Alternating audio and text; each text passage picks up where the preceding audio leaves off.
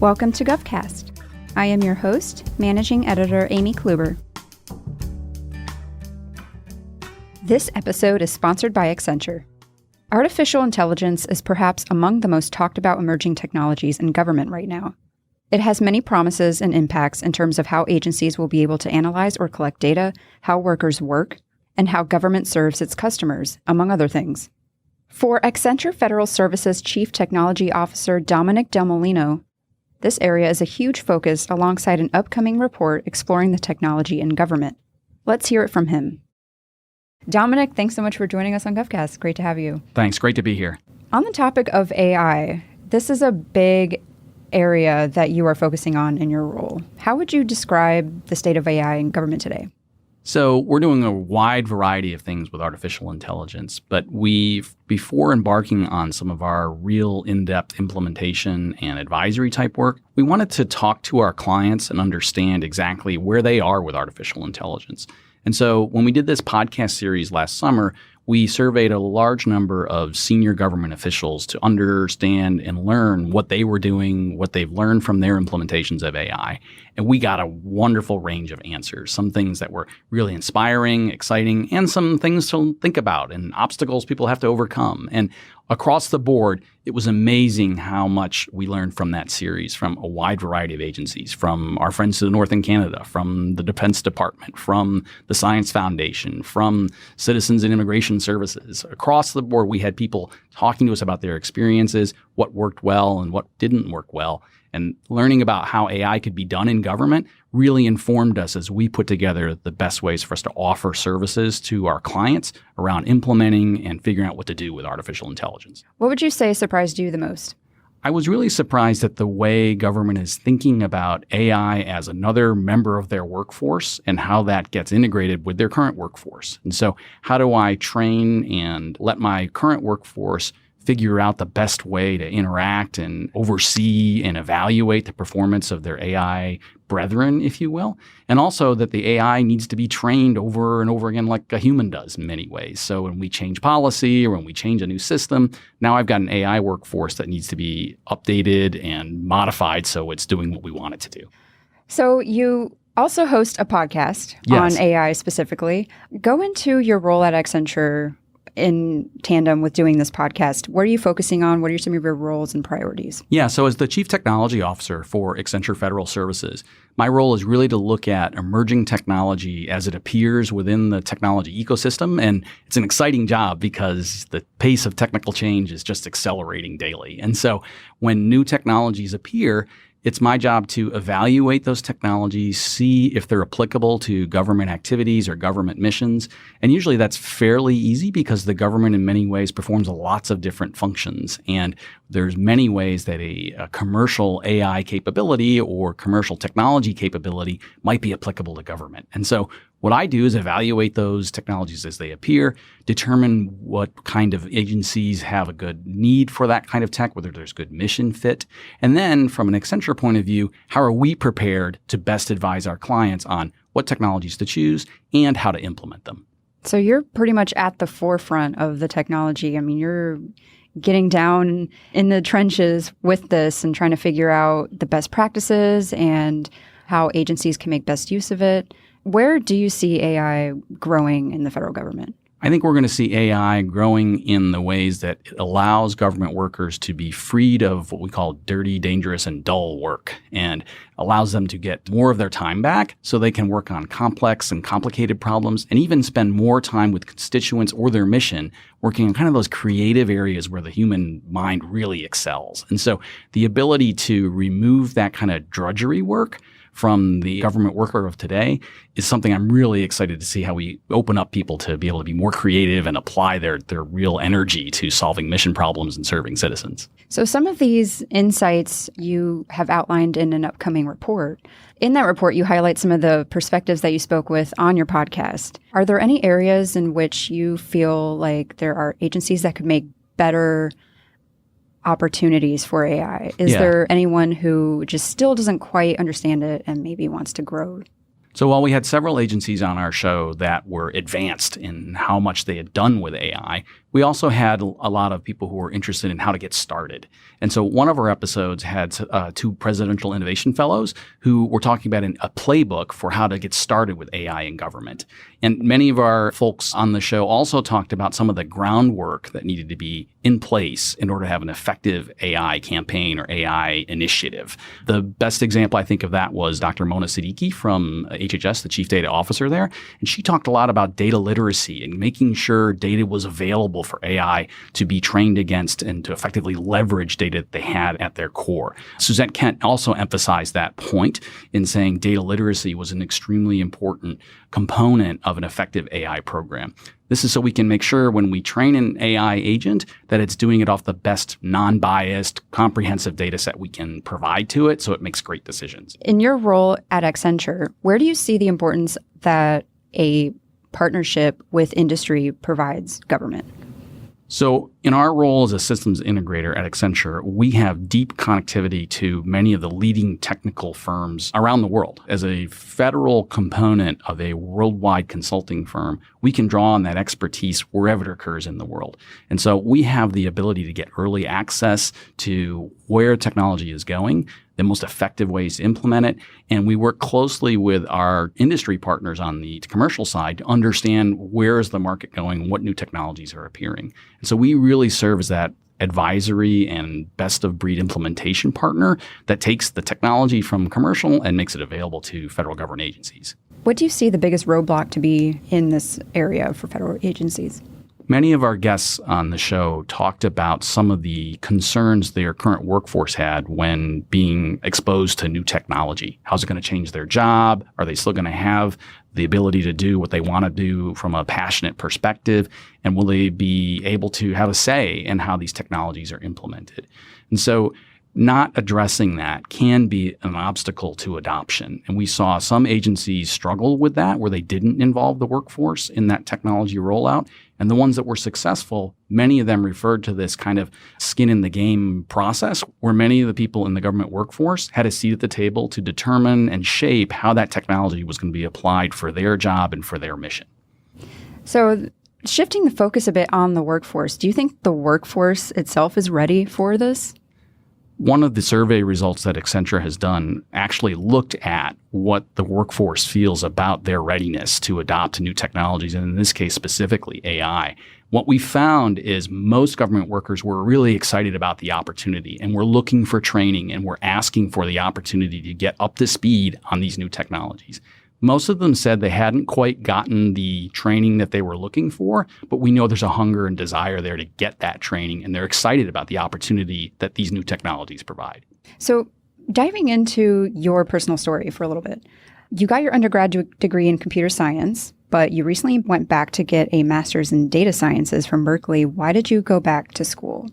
There were several reasons I decided to go back to school. And in many ways, the technology landscape has made it easier for people to do this. And so I was looking at how data science was emerging as a technology trend, and the ability to understand data very well seems to be affecting many different kinds of technologies and the way we implement technology and apply it to our problems. And so I said, maybe it's a good time to get a refresher on that. What's the current state of the art here compared to my undergraduate degree from 20 to 30 years ago? So how can I get up to speed quickly? And when I investigated options for this, I was really excited to see some of the new advancements in distance learning, video learning, and I was able to go to University of California at Berkeley in an online fashion for a full master's program. And that was done with the latest in video classroom technology. This was my professor and other students in that kind of video chat room, if you will. We saw everyone. The professor would call on us as we were in class. And, it was the actual experience of actually going to that kind of curriculum and education experience, but not physically being there. So to me, it was amazing what could be accomplished there. And I learned a lot about what's being done in data science to help people become more literate around data and what data to choose and whether data is good. Because if we're going to use data to train our AI coworkers, if you will, we want to understand it well enough to understand how we're training the AI with that data. So for me, it was a great experience and it was exciting. And I'm a lifelong learner. So that for me, that was the opportunity to do that while still being here in Washington, D.C. was just super exciting. How is that excitement translating over into your role at Accenture? So in addition to being a lifelong learner, I love teaching and helping people understand how to work with new technology. And so I love doing that with my clients, where I sit down and talk with them about what the technology can and can't do and what's the best way to use it. But I also do that internally. As the chief technology officer, I want to make sure our 10,000 delivery consultants are well prepared to effectively implement technology for our clients. And so for me, watching that kind of teaching experience and learning what they emphasize from an academic perspective allowed me to turn around and provide the same perspective to our clients. And more importantly, for me, in many ways, our employees, because if our employees effectively understand new technology, now we have a huge force multiplier. It's not just me talking to a client, but thousands of people that I get a chance to talk to and train internally to say, this is the best way to implement this new technology that's emerging. So tell me more about the Accenture Federal Digital Studio. So we have a digital studio presence in downtown Washington, D.C., and the first iteration of that studio space was about human-centered design. How do we bring people together to imagine what the future might look like for a particular agency activity? And we brought in human design experts who would really go through an innovation process to help people imagine what's possible. And that first iteration had a lot of this kind of collaborative design thinking and collaborative, innovative thought process. When we went through a second iteration of that studio, we added in the technology components so that next to that thought exercise were the ability to display and show and feel and touch an actual implementation of what they came out of from their innovation session. And so we now have rapid prototyping of IT capabilities and application design. We have a data discovery lab that lets people play around with data and see how it might be presented to effectively implement one of these concepts. And so we feel like this fusion of human-centered design activities, rapid technology prototyping, and data analysis and data visualization really has a real powerful kind of mix for our clients to experience how they can get the most out of a company like Accenture. So what would you say AI looks like in that voice? I think artificial intelligence is fascinating because it is something we can imagine what it might do for us. And so one of the things we do in that design thinking process is open up the aperture to let people imagine what is possible when you have an assistant that could be available for everyone to effectively help them do their job more efficiently, more impactfully, and in many ways. And that's not just imagining it, but we need that technology. How will the AI understand what I say? How will the AI ask for help? How will I oversee how well the AI is doing? How will it present its results in a way that is understandable for me? Can it explain its decision in a way that makes me feel comfortable with it? Can I correct it? And so all this at the front end is, how do I interact with that AI? And that's why we've seen many agencies who bring the workforce in early have much more success when they go through an AI approach. But then we also want to show them all the different technology. Can AI understand my voice? Can it read the smile on my face? Can it read the email I just sent to it, right? And so what technologies are available for AI to interact with us? And then when AI presents its decision, we want to say, is this easy for someone to understand? Does it make sense? Is it explainable? Are they showing me what data they use to come up with that result? And so that's why AI kind of crosses all of the capabilities we have in our studio. And I'd be remiss if I didn't talk a little also about some of the cyber and security aspects of this, to make sure that the AI hasn't been compromised in any way. You want to make sure that it's basing its decision off data that hasn't been tampered with, right? So it's important because if we're going to trust the AI decision, we need it to be done in a way that it adopts all of those capabilities, including the cyber dimension as well. Opening the aperture, as you said, to more of the federal government. What is the biggest challenge overall that you think federal agencies face? I think the biggest challenge that agencies face is related to their ability to leverage appropriate data to have AI do a function in an appropriate way. And so we really saw this from the chief data officers we've been hearing from. Government agencies are often mandated by law to collect certain kinds of data. Then that data may not always be as effective as is necessary to implement AI. And yet there are important privacy concerns about holding certain kinds of data as well. And so I really think this need to have a robust data strategy is something that needs to be in place for a government to get the most out of AI. And when that's not there, when there really isn't a cohesive or coherent data strategy, it's an obstacle to adoption. Recently, we heard about the high-profile JEDI award with the Defense Department. Do you think cloud computing has finally won in government. It's been fascinating to watch the evolution of government's adoption of cloud computing. And I think you're right to mention JEDI as a seminal moment here, where we've seen one of the largest consumers of IT stating that there's now a way to effectively move forward with cloud computing. And it demonstrates a certain level of commitment and kind of authorization and confidence, if you will, that cloud computing is ready for government. And we've seen many ways that the cloud computing providers have changed and altered their capabilities for the security concerns, for the performance concerns of the government around having, their IT capability in a cloud environment. And so I think it's where industry's been going for a long time, because cloud computing and IT infrastructure is a commodity kind of service now, that we want to make sure that that's not where government focuses its time, but focuses it more on the mission. And so if cloud computing can make IT infrastructure something that we just set it and forget it, if you will, then I think we're going to have much more time to spend on some of the mission activities that agencies, and in particular the Department of Defense, are trying to really emphasize. So embracing an Agile DevOps framework typically goes hand in hand with cloud adoption. Are there any best practices in making this shift that you've noticed? So as we've seen agencies go through this kind of cloud adoption journey, many times people have started out with simply just picking up their current applications and infrastructure and lifting and shifting it into the cloud. And that's a fine way to get started. But we see agencies that are really reaping the benefits of cloud by refactoring their applications once they're in the cloud. Because the cloud environment is so flexible, I have the ability to remove components, add components, test new things, and I have that kind of elastic place where I can try stuff, turn it on, turn it off, see if it works, see if it doesn't. And so when I talk about those terms, see if it works, see if it doesn't, those bring to mind a lot of the Agile and DevOps concepts of a continuous learning environment where I try something and I get a lesson of how well it works or how well it doesn't or whether or not it's effective. And then I learn from that in my next iteration.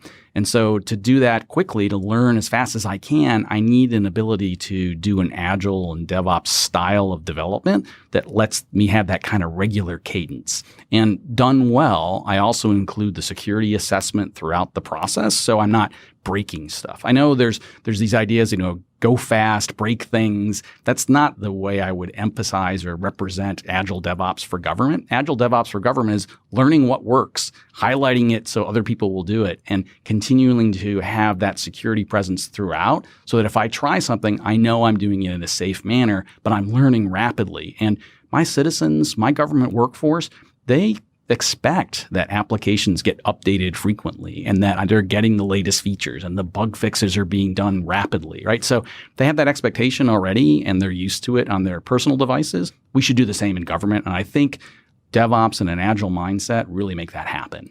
Besides AI, what other disruptive tech should we be paying most attention to? So one of my personal favorite disruptive technologies is quantum computing. And I realize that's talking about something that is probably way in the future for most people to think about. However, the concept of what might be possible with these super powerful computers that can be in two places at once, if you will, from the quantum concept, really opens up exciting possibilities. And I think there's a real opportunity for people to learn about the ways quantum computing can be applied to particular problems, a whole new concept of computer science and how people will have to learn how to program these machines effectively.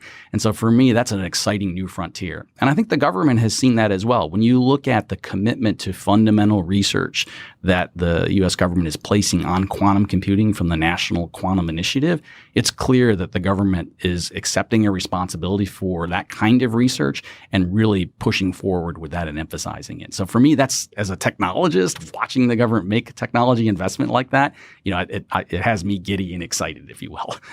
Are you giddy and excited enough to go out and get a quantum computing degree when you go back to school? It's funny you ask that because I have looked at, as a lifelong learner, what's the next thing I could spend time learning? And for me, the idea of quantum information science seems like a brand new field, and understanding what can be done in this space is something that excites me. So if I get the opportunity to extend my educational activities, I think that's an area I'll spend some time on. Thanks so much for joining us, Dominic. It was a pleasure to have you and learn about all these things. And I will be looking out for the report and some of your upcoming efforts on the podcast. Thank you so much.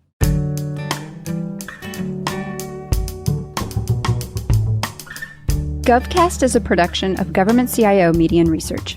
For more podcasts, head to governmentcio.com/podcasts. If you liked what you hear, let us know by leaving us a review in iTunes or wherever you listen to podcasts. GovCast is produced by Amy Kluber. It is edited by Resonate Recordings. Theme music provided by Big Hoax. If you're interested in sponsoring a podcast, contact us at sponsor@governmentcio.com.